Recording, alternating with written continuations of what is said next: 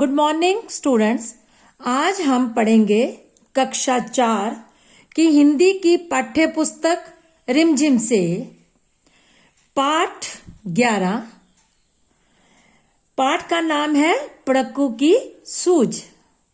हमने कक्षा 3 में पढ़ा था पड़क्कू। पड़क्कू किसे कहते हैं? जो हमेशा पढ़ता रहता है और जो पढ़ा लिखा होता है उसे हम पड़क्कू कहते हैं, जिसे ज्ञान होता है। इसमें हम पहले इस कविता को पढ़ेंगे, उसके बाद हम 4-4 लाइनें लेकर इसका सरलार्थ करेंगे। आओ पढ़ें। पड़क्कू की सूझ। एक पड़क्कू बड़े तेज थे, तर्क शास्त्र पढ़ते थे। जहां ना कोई बात वहां भी नई बात गढ़ते थे। एक रोज वे पड़े फिक्र में, समझ नहीं कुछ पाए। बैल घूमता है कोल्लू में, कैसे बिना चिल्लाए। कई दिनों तक रहे सोचते, मालिक बड़ा गजब है। सिखा बैल को रखा इसने, निश्चय कोई डब है। आखिर एक रोज मालिक से पूछा उसने ऐसे, अजी बिना देखे लेते तुम जान भेद ये कैसे।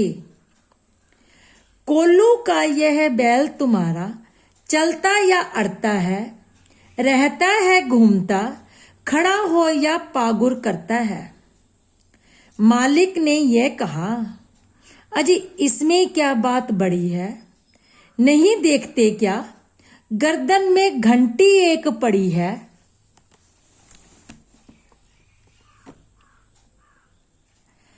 जब तक यह बजती रहती है मैं ना फिक्र करता हूं।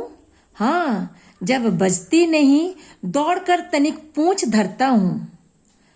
कहा पड़क्कू ने सुनकर, तुम रहे सदा के कोरे। बेवकूफ, मंतिक की बातें समझ सकोगे थोड़े। अगर किसी दिन बैल तुम्हारा सोच समझ अड़ जाए, चले नहीं बस खड़ा खड़ा गर्दन को खूब हिलाए। घंटी टुन टुन खूब बजेगी, तुम ना पास आओगे। मगर बूंद भर तेल सांझ तक भी क्या तुम पाओगे। मालिक थोड़ा हंसा और बोला कि पड़क्कू जाओ, सीखा है ये ज्ञान जहां पर, वहीं इसे फैलाओ। यहां सभी कुछ ठीक ठाक है, यह देखकर माया है। बैल हमारा नहीं अभी तक मंतिक पढ़ पाया है। बच्चों, इस कविता को आपने पढ़ना है, 2 बार पढ़ेंगे। उसके बाद अब जो मैं आपको सरलार्थ बता रही हूं, उसके बाद आपने उस सरलार्थ को लाइनों की तरह पढ़ना भी है और अपनी कॉपी पर लिखना है। आशा करूंगी कि आप मुझे ये होमवर्क लिखकर सेंड करेंगे। तो बच्चों, यह जो कविता है, जैसा कि मैंने शुरू में ही बोला था, हमारी हिंदी की पाठ्य पुस्तक रिमझिम से पाठ 11 पड़क्कू की सूझ है। तो इसे किसने लिखा है? इस कविता को लिखने वाले कवि रामधारी सिंह दिनकर जी हैं, जिन्होंने इसे लिखा है। तो अब देखिए, हम करते हैं। एक पड़क्कू बड़े तेज थे, तर्क शास्त्र पढ़ते थे। इसमें हमें कवि जी बता रहे हैं कि एक पढ़े लिखे व्यक्ति थे जो कि बहुत पढ़ाकू थे, जिन्होंने तर्क शास्त्र पढ़ा हुआ था। जहां ना कोई बात वहां भी नई बात गढ़ते थे। कहते जहां पर भी कोई बात नहीं होती थी, वहां पर वो अपनी सूझबूझ से कोई ना कोई बात बना ही लेते थे। लेकिन क्या हुआ, एक दिन क्या हुआ, एक रोज वे पड़े फिक्र में, समझ नहीं कुछ पाए, बैल घूमता है कोल्हू में कैसे बना चलाए।